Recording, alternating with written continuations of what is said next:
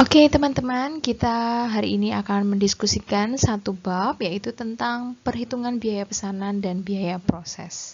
Selamat mengamati penjelasan yang saya berikan, dan di akhir sesi silahkan kerjakan tugas untuk disubmit di LMS. Terima kasih. Pada bab ini kita akan banyak mendiskusikan tentang perbedaan apa itu biaya pesanan dan biaya proses. Nah, perlu kita sadari bahwa perusahaan itu perlu menelusuri jumlah biaya dan biaya per unitnya karena untuk alasan tertentu. Termasuk di dalamnya adalah untuk kepentingan laporan keuangan, untuk menentukan profitabilitas hingga sampai kepada pengambilan keputusan.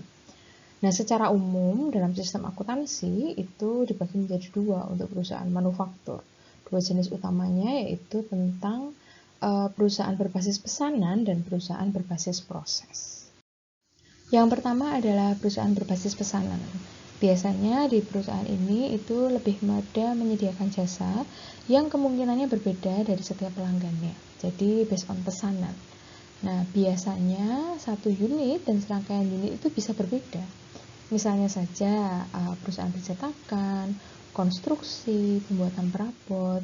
Jadi sifatnya lebih ke customize sesuai dengan pesanan konsumen atau sesuai dengan keinginan dan kebutuhan konsumen itu sendiri seperti apa. Berikutnya adalah perusahaan berbasis proses. Jadi biasanya perusahaan jenis ini itu memproduksi sesuatu secara besar-besaran dan hampir sama atau hampir sejenis. Nah, karena memproduksi secara besar-besaran, biasanya bersifat produknya itu lebih identik satu dengan yang lainnya, cenderung sama satu dengan yang lainnya. Periode waktunya juga sudah ada penentuannya dan cenderung punya pengukuran output yang lebih pasti begitu ya, karena sudah sering digunakan untuk berbagai macam kegiatan yang kurang lebih itu sejenis. Nah, biasanya perusahaan itu adalah contohnya perusahaan makanan, semen, bahan kimia, atau lainnya yang salah satu cirinya adalah memiliki kesamaan yang kurang lebih sama. Nah, maka teman-teman melalui tabel ini teman-teman bisa sungguh mengamati apa perbedaan antara biaya pesanan dan biaya proses. Kalau persamaannya tentu sama ya, kita diajak untuk sama-sama melihat lebih dalam lagi tentang perhitungan biaya. Tapi di dalam tabel ini kita diajak untuk mengamati bagaimana perbedaannya. Nah, ini adalah penjelasan mengenai karakteristik pengumpulan biaya produksi berdasarkan job order costing tadi. Seperti yang kita ketahui, secara umum biaya itu kan ada biaya bahan baku, overhead, tenaga kerja langsung, tenaga kerja tidak langsung, dan seterusnya. Secara sederhana, di paling bawah kita diajak untuk mengingat kembali bahwa harga pokok persatuan adalah rumusnya jumlah harga pokok pesanan tertentu dibagi jumlah satuan produk pesanan. Nah, berikut ini adalah contoh ya teman-teman. Teman-teman bisa perhatikan di paling bawah itu adalah informasi mengenai lembar biaya pesanan pekerjaan. Dari informasi yang telah disampaikan sebelumnya yang di atas, itu teman-teman tinggal diminta untuk menjumlahkan seluruh biaya, baik biaya bahan baku, tenaga kerja, dan overhead. Lalu nanti akan dibagi dengan unit, jumlah unitnya. Lalu nanti ketemu harga per unitnya. Lalu ini adalah contoh-contoh formulir permintaan bahan, dapat diperhatikan pada gambar ini ya. Lalu bagaimana biaya mengalir melalui berbagai macam akun. Nah, dari sini kita diajak untuk melihat bagaimana sebuah biaya itu mengalir dari berbagai macam akun, diawali dengan perhitungan biaya pesanan, proses, hingga nantinya dia akan pindah ke beberapa departemen lainnya. Lalu akumulasi biaya dalam laporan produksi. Nah, ini kita perlu diajak untuk melihat laporan produksi bahwa dia adalah dokumen yang meringkas seluruh aktivitas manufaktur dalam periode tertentu. Di dalam laporan produksi itu memberikan informasi tentang unit-unit produk yang diproses secara fisik dalam departemennya, dan biaya tersebut spesifik hingga masing-masing unit produk tertentu. Dapat diperhatikan di dalam gambar ini bahwa ini adalah aliran biaya manufaktur melalui akun perusahaan. Dilihat dari pertama, aliran departemen pemilihan masuk ke departemen berikutnya yang biasanya fokus dalam proses, Terus terakhir adalah departemen pembotolan. Ini adalah salah satu ilustrasinya. Lalu berikutnya kita diajak untuk melihat aliran biaya melalui akun. Yang pertama adalah dalam konteks akuntansi untuk bahan baku begitu ya. Dari gambar tersebut kita diajak untuk melihat bahwa ini adalah ringkasan arus biaya bahan baku. Di atas kita diajak untuk melihat bahwa ini loh biaya bahan baku yang digunakan adalah sekian. Nah, bahan baku yang digunakan sekian ini adalah mencakup dua kegiatan atau proses. Untuk yang pertama di sebelah kiri adalah untuk satu job atau pesanan dari supplier, yaitu sejumlah 1780 untuk 200 unit.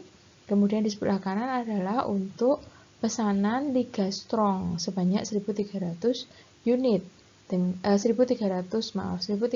dolar untuk 100 unit. Nah, dari sisi kiri 1780, dari sisi kanan 1300. Ketika dijumlahkan dia akan sejumlah dengan direct material use begitu ya. Jadi biaya bahan baku yang digunakan secara langsung. Lalu yang kedua adalah dalam konteks biaya tenaga kerja langsung. Gambar ini pola pikirnya juga tetap sama dengan keterangan yang saya berikan pada slide sebelumnya. Kita diajak untuk melihat sebelah kiri adalah untuk pesanan yang lain, sebelah kanan adalah untuk pesanan yang lainnya. Begitu. Lalu yang ketiga adalah akuntansi untuk overhead. Dalam konteks yang sama, hal ini juga menjelaskan hal yang serupa. Berikutnya akuntansi barang jadi. Gambar tersebut juga menjelaskan hal yang serupa. Dan terakhir adalah akuntansi untuk harga pokok. Gambar yang ini juga menjelaskan hal yang serupa. Lalu gambar ini menjelaskan tentang laporan harga pokok penjualan dan laporan laba rugi. Lalu salah satu hal yang penting di dalam bab ini adalah kita diajak untuk sungguh-sungguh mengamati 5 langkah dalam mempersiapkan laporan produksi. Yang pertama, kita diajak untuk melihat kembali aliran unit fisik, lalu menghitung unit ekuivalen. Lalu langkah ketiga adalah memperhitungkan biaya per unit. Langkah keempat, penilaian persediaan hingga melakukan rekonsiliasi biaya. Jadi ada 5 langkah ya teman-teman yang harus diselesaikan.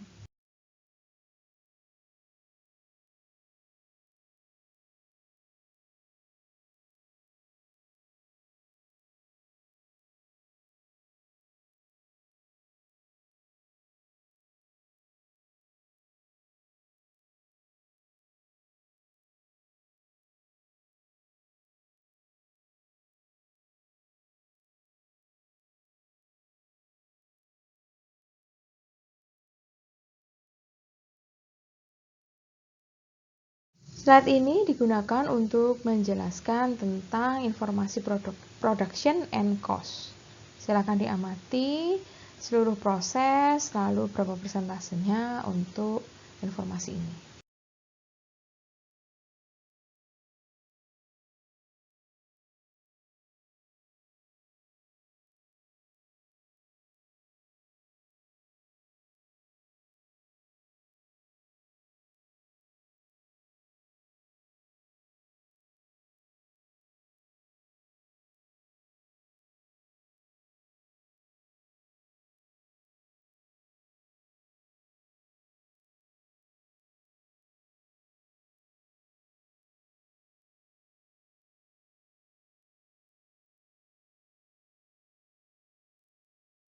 Lalu seperti yang dijelaskan sebelumnya, bahwa langkah pertama kita harus menghitung aliran fisiknya, ya. Kita diajak untuk menghitung aliran fisiknya.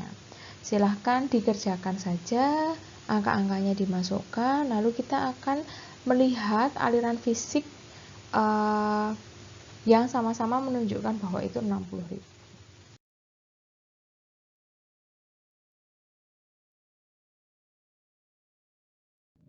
Langkah yang kedua ada calculate EFU atau perhitungan unit-unit ekuivalen.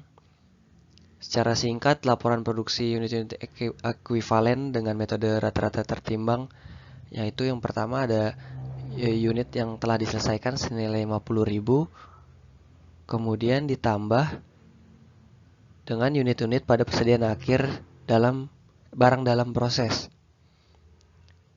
bagian yang selesai 10.000 unit dikali 25%, menjadi 2.500.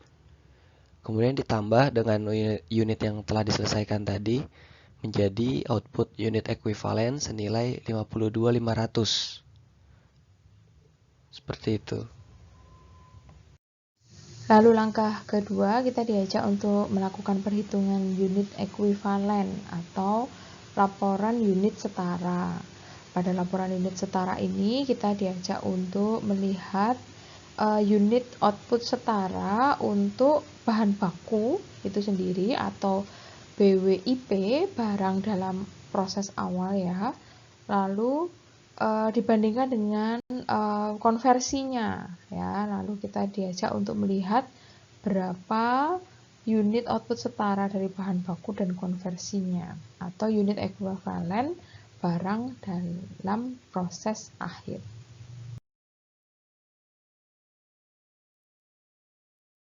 Lalu pada langkah yang ketiga, kita diajak untuk menghitung biaya per unit setara atau unit cost-nya.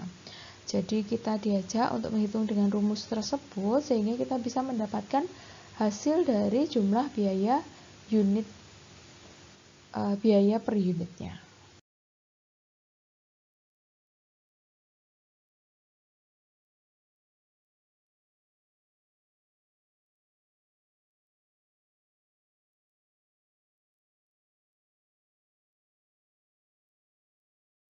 Lalu pada langkah keempat, kita diajak untuk memvaluasi inventoris. Jadi melihat biaya barang yang ditransfer keluar dan biaya yang persediaan barang dagang dalam proses. Itu kita diajak untuk menghitung berapa masing-masing biayanya, transfer out-nya hingga akhirnya total cost assign-nya begitu. Jadi kita diajak untuk menghitung berapa valuasi inventorinya.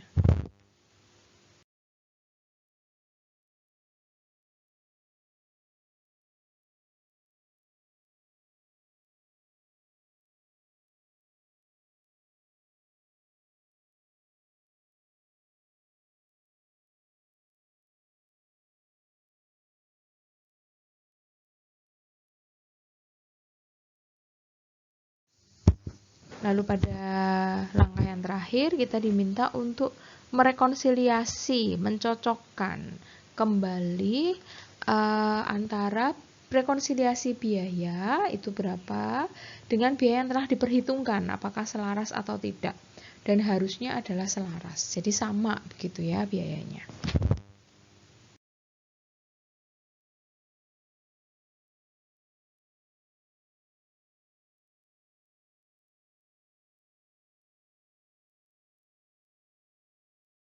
Nah, dari situ teman-teman diminta untuk mengerjakan satu soal ini, ada 5 poin.